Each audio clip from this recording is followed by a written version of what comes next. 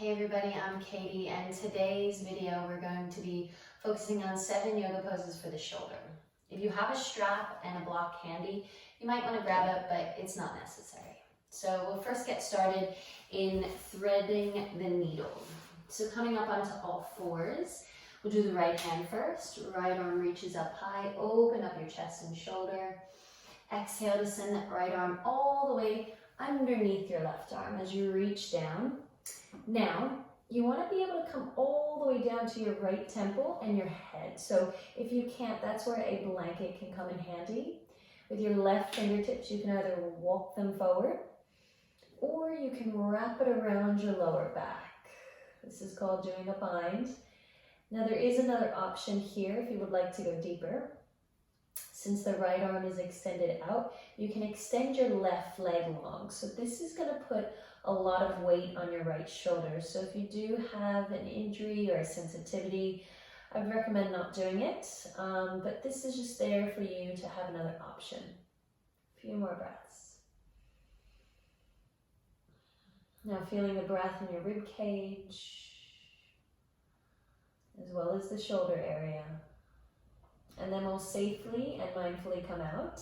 Same way we came in, dropping that knee if it was up, placing that left hand to the mat, and then inhale, reach that right arm up high, open up the chest, and then other side. Left arm reaches up, thread your needle, exhale, left hand underneath your right, coming all the way down in that left temple.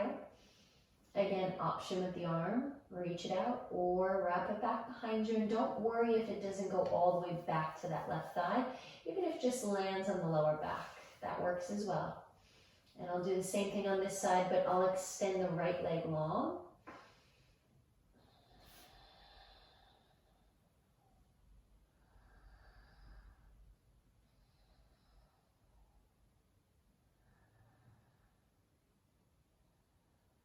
Coming out, dropping to the back knee, reaching that right arm down and really ground into those right fingertips. Inhale, left arm reaches back up. Exhale, come back down to all fours. Now we're going to come into a puppy pose or a melting heart. This is where a block or a pillow, whatever you have, may come in handy, but you don't need it. Knees are going to be directly underneath your hips. Sit bones stay lifted up in the air. As you start to walk your hands forward, you can, even if you're very tall, unlike myself, you can walk your feet further down the mat. So you have some space to stretch out, arms reach forward, and you're literally melting your heart to the ground. Option 1 to come to the block. Option 2, don't use a block, and forehead comes to the ground. Option 3, your chin is going to melt down to the floor. Breathing here as your hips stay lifted up high. Breathing in and out through those fingertips. Feeling your heart melt down closer. And you can see why this is called puppy pose or extended puppy. And then make sure you use your hands and your core body to slowly come back up. If you need to go for a cat-cow, you can do that. We're going to move on, and you can do these next 2 poses with our shoulders, either seated or standing. Actually, the next 3, seated or standing, that's up to you. First one is just cactus arms, very simple. Inhale to reach the arms up overhead. Exhale as you draw the elbows out and squeeze your shoulder blades together. Maybe lift the chest. 2 more. Inhale up. You can do as many as you'd like. Exhale, let it, elbows go down. 1 more. Inhale, reach up through the belly, and exhale. All right, inhale, hands come up. Exhale, and just down into heart center. And so the next 2 poses, like I said, you can be seated or you can be standing. I'm also going to give you now another option that you can take if you want to get into the hips and maybe challenge yourself a little bit more. But I leave that up to you.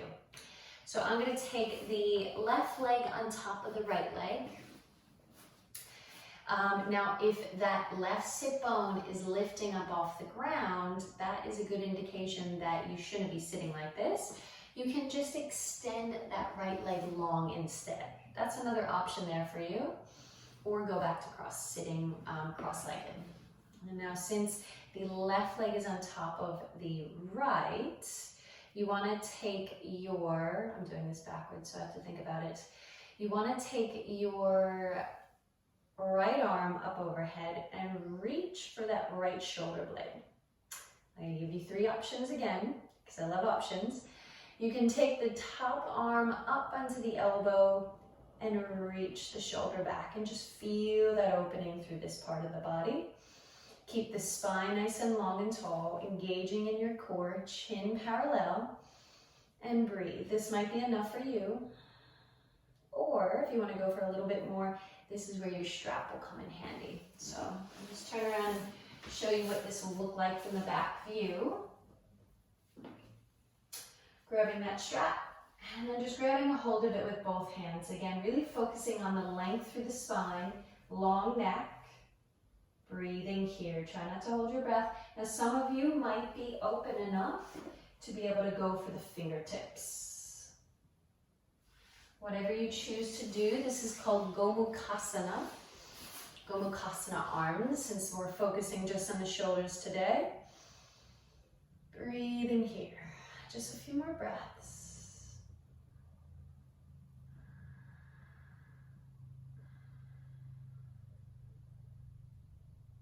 All right, and then coming out of this pose, if you are sitting cross-legged or you're standing, you don't have to change.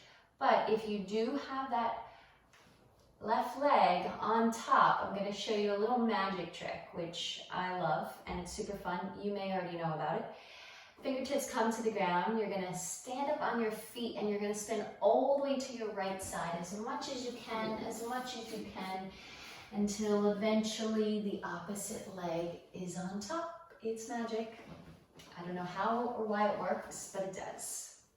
So since that right leg is on top, we're going to go with the opposite arm. So we're going to reach that left arm up overhead, reaching for that left shoulder blade. Option to take the right hand up. Stay here, that works for you. Grab your handy strap if that was another option that worked better. And like every pose that you do a left and a right side, you're gonna notice a difference because we're not robots, we're a part of nature, and we're never gonna be symmetrical. So just noticing any difference and making sure that you take a variation that works for this side. Chin parallel, long straight spine, keep breathing.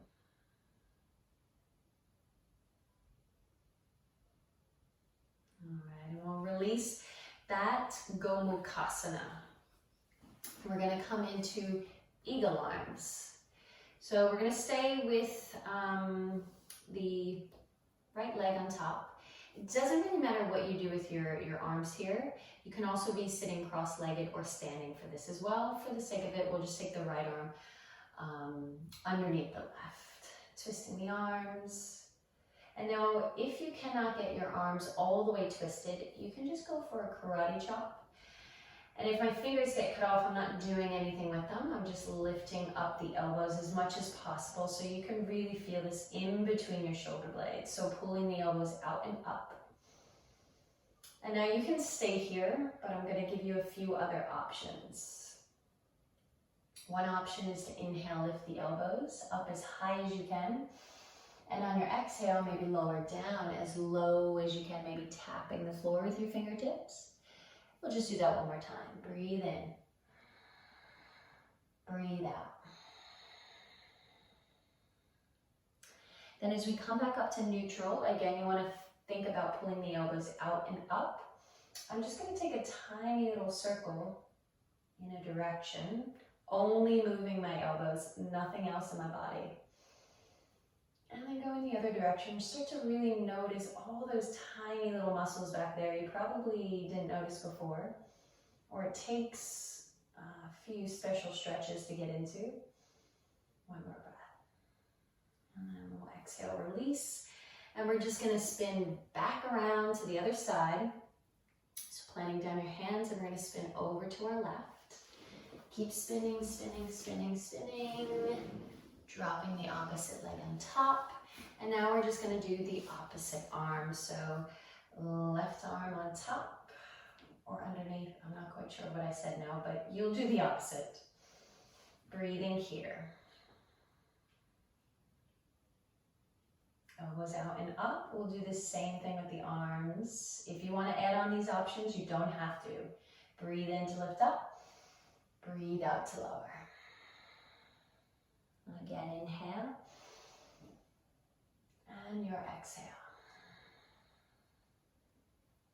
Coming back up to neutral, and I'm going to take those little circles, one in each direction. You can also make the circles bigger if you want. You'll notice, ooh, all those muscles up from the shoulders, down in between your shoulder blades. Yeah.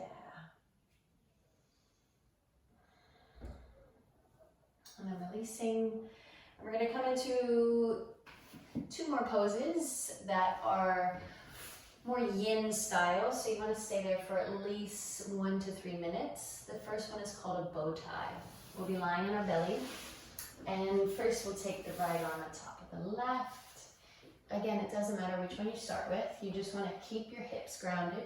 Reach your arms out away from each other. Option to have the block. You don't need it, but if you are quite tight, you might prefer to have a block or a pillow. Again, we're getting in between the shoulder blades here. It feels really good. Big breath in. Exhale, coming down to the block or the floor, up to you. And when you do get down, you will notice it can be quite a strong pose, so I leave it up to you however long you want to stay, but I think at least 3 minutes is a really good chunk.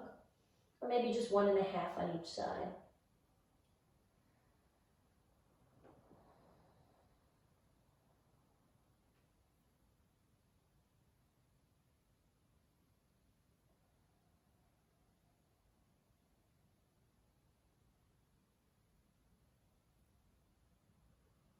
And just slowly coming up and just switching sides.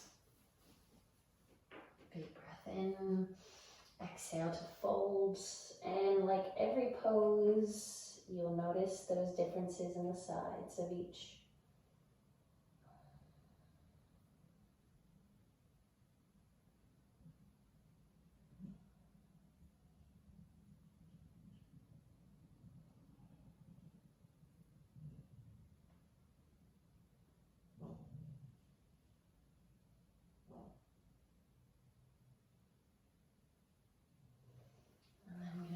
And just end with the last and final stretch, which most of you have probably done standing up on a wall before. It's the same concept. You're gonna lie down on your belly. I'll reach the right arm out nice and long first, so I'll roll over towards the camera. Right temple, again, really stays glued. You don't want to keep the head lifted and strain any of your neck. Left arm goes down, rolling over that right shoulder, potentially bending the left foot, bringing it back behind you. Now, if that is too strong, you can just bend both knees into your chest, sort of like a fetal position. Now, what you can do with your arm, you can take that left arm up and wrap it like you did when you were threading your needle. And now some of you, if you want more of a challenge, what you can try to do is try to get your right foot flat to the ground, sort of bent and lifted up to that left knee. It's quite strong, but it is an option.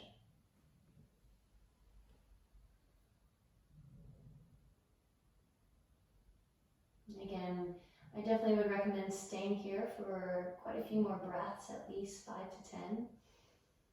And I'm just going to roll back over and do that on the other side. Left arm extends, bending the right knee, sending that right arm back, and breathing here. If you need to bring it into fetal position with the legs, try to get that one leg bent for both of them.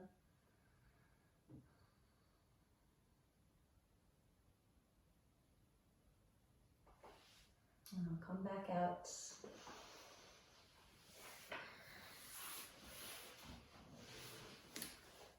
Well, there you go, 7 poses for your shoulders. I hope you enjoy. Thank you.